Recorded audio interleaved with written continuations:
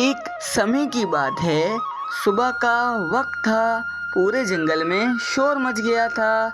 हर तरफ बस एक ही खबर फैली हुई थी कि जंगल के 100 साल पुराने दरख्त के नीचे एक खजाना दबा हुआ है और जो परिंदा भी इस खजाने को ढूंढ लेगा वो इस जंगल का सबसे अमीर परिंदा बन जाएगा।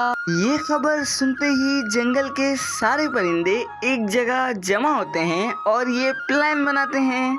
देखो देखो दोस्तों, हम सबको तो पता है ना कि जंगल के 100 साल पुराने दरख्त के नीचे एक खजाना डूबा हुआ है। अगर हम सब एक एक की जगह इकट्ठे वहां जाएंगे तो हो सकता है कि वो खजाना जल्दी मिल जाए। हाँ, तुम सही कह रही हो। हम सबके साथ खुदाई करने से वो खजाना जल्दी मिल जाएगा और जब वो खजाना मिल जाएगा तो हम वो खजाना आपस में बराबर बांट लेंगे। हाँ, तुम सही कह रही हो। तो फिर ये पक्का रहा कि कल हम सुबह उस दरख्त के नीचे खुदाई करने जाएंगे।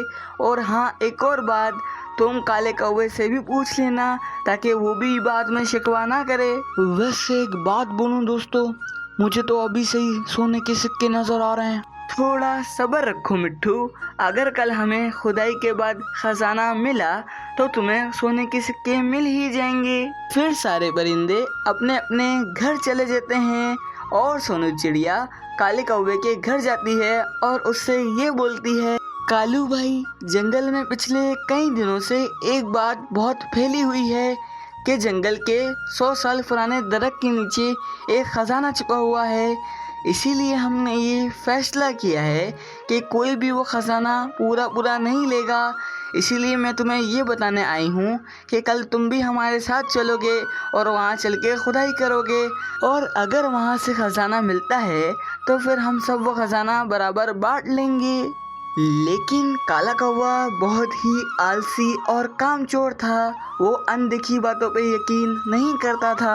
यार सोनू चिड़िया, तुम्हें जाना है तो जाओ, मैं तो नहीं आऊँगा क्योंकि वहाँ कोई खजाना नहीं है और ये बात सिर्फ और सिर्फ एक अफवाह है। सोनू चिड़िया कुछ नहीं कहती है और चुपचाप वहाँ से चली जाती है।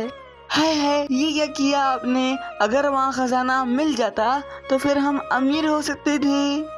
अरे तुम क्यों परेशान हो रही हो? वहाँ कोई खजाना नहीं है, वो सिर्फ एक अफवाह है। ना किसी ने खजाने को देखा है, सब झूठ बोल रहे हैं।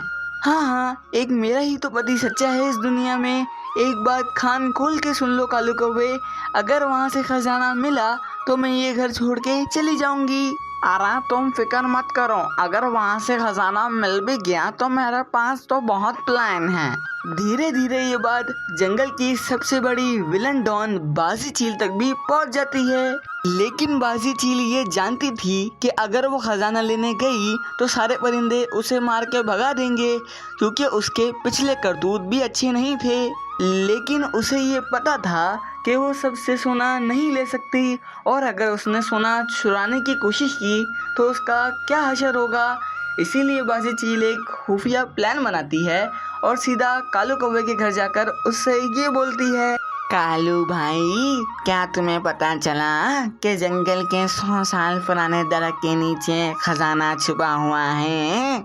हाँ, पता तो है मुझे, लेकिन तुम इस तरीके से क्यों बोल रही हो? क्योंकि मुझे पता चला है कि तुम वो खजाना लेने नहीं जा रहे हो, इसीलिए मेरे पास एक प्लान है जिससे तुम्हारा सारा खजाना हो जाएगा। यार बाजी चील, मैं तुम्हारी बात समझ नहीं रहा, तुम ठीक तरीके से समझाओ। देखो काले कौवे और काली कौवी, मुझे अभी अभी पता चला है कि वो खजाना ज़मीन के बहुत ही नीचे दबा हुआ है। इसीलिए सारे परिंदे मिलकर भी उसे एक दिन में तो नहीं निकाल सकते। तो जब सब परिंदे वहाँ से खुदाई करके चले जाएंगे तो तुम वहाँ जाके खुदाई करना और वहाँ से सारा का सारा खजाना निकाल लेना। इससे तुम बहुत ही अमीर हो जाओगे। क्यों काली, तुम भी सोचो, तुम्हारे गले में भी सोने के जेवर होंगे। यार बाजी चील, तुम्हारा प्लान तो अच्छा है, लेकिन ये खुदाई वुदाई और मेहनत का काम मुझसे नहीं होगा और वैसे भी वो टाइम भी रात का है। अगर किसी जिन भूत ने मुझे पकड़ लिया तो मेरा क्या होगा? सुने जी, वहाँ कोई जीन भूत नहीं होते। आप मेरे लिए वहाँ जाएंगे और सारा सोना लेके आएंगे, नहीं लाए तो मैं आपसे नाराज हो जाऊंगी। तो बस फिर ये डन रहा। प्लान के मुताबिक तुम सारा खजाना लेकर मेरे घर आ जाना। मैं यहाँ से तुम्हारे भागने का सारा प्लान बना लूंगी और कुछ 1-2 सिक्के इस गरीब को भी दे देना ताकि वो भी खुश हो जाए। काला कौवा काली कौवे की वजह से बाजी चील की बात मान लेता है और अगले दिन की प्लानिंग करने लगता है। फिर अगली सुबह होती है। सारे परिंदे अपना अपना सामान लेकर उस बड़े से दरख्त के नीचे पहुंच चुके थे। अगर एक वक्त में 2-2 बंदे भी काम करेंगे तो शाम तक काम आसानी से मुकम्मल हो जाएगा। यार, काम 2 करें तो 3, लेकिन काम जल्दी जल्दी होना चाहिए क्योंकि मुझसे अब और सब्र नहीं हो रहा है। हाँ, सब्र रखो मिट्टू तोते, क्योंकि सब्र का फल सोना होता है। फिर सारे परिंदे वहाँ खुदाई करने लगते हैं और खुदाई करते करते उन्हें शाम हो गई थी। बासी चील की बात अब सच होने लगी थी। खजाना अभी तक नहीं मिला था।